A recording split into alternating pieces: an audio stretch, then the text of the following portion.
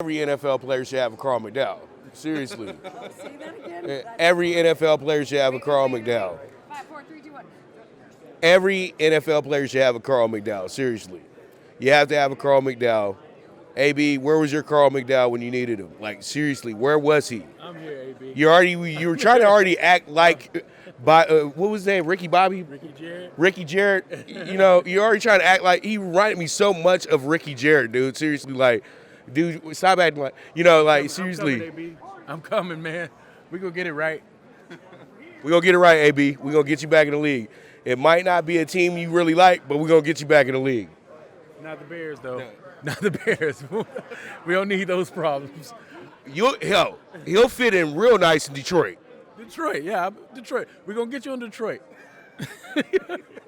Because they like to be rough and tough in Detroit, so he's perfect for that team right there. All right, let's get it started. It's your boy, the one and only Pop DiBiase for Fanatic Views, and I'm sitting here with Mr. Carl McDowell of Ballers and many other films and shows as well, too. How you doing today, Carl? I'm doing good. Thanks for having me. All right, man. When did you start loving the NFL? When I was a kid, I grew up watching the '85 Bears. So when they won the Super Bowl against the Patriots. So I grew up watching Sweetness and Willie Gault and Jim McMahon and that defense, Richard Denton, Singletary. I grew up watching that, and that's how I thought football needed to be played. That's how I grew up watching football. That's how I grew up playing football, and that's when I fell in love with the NFL. Well, Deion didn't want to answer this question for me yesterday when I asked, compare your 94 Niners defense to the new defense today, the 2020 defense. So I'm going to use this question for you. Compare your 85 Bears to this defense right here. Do they compare? To the San Francisco defense? Right now, yeah. Oh, yeah. Yeah, the 85 Bears defense was something special. This defense is really good. This defense is great. But that 85 Bears, you couldn't do anything. You couldn't do nothing with those dudes.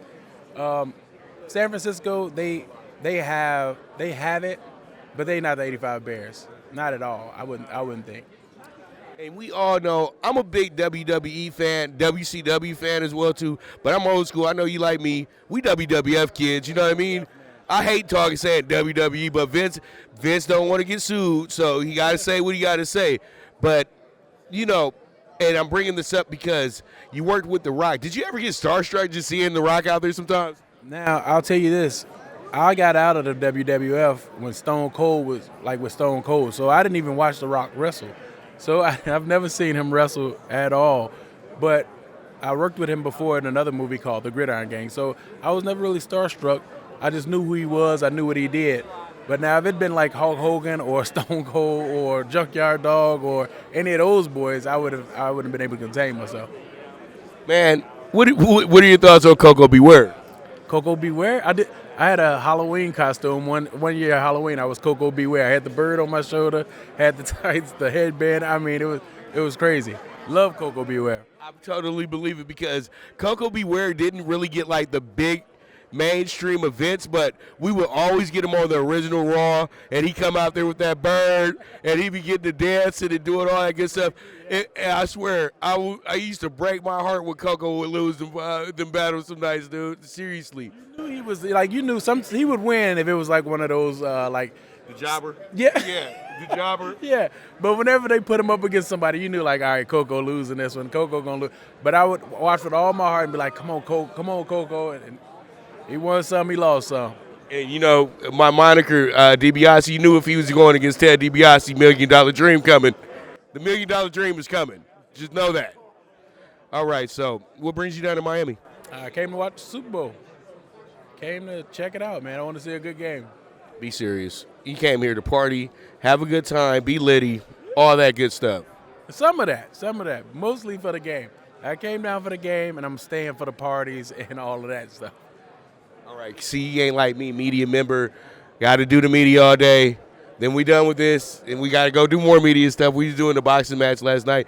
Do you watch boxing? Yes. All right, so why don't we go ahead and talk a little bit of that real quick. How you feeling about Wilder Fury 2? I went to Wilder Fury 1. I was there, too. Was you there? Yeah, I was there. At Staples? Box, yeah. Okay, nice. So, I want to go to 2, but it's in Vegas. If it was at Staples, I'd definitely go.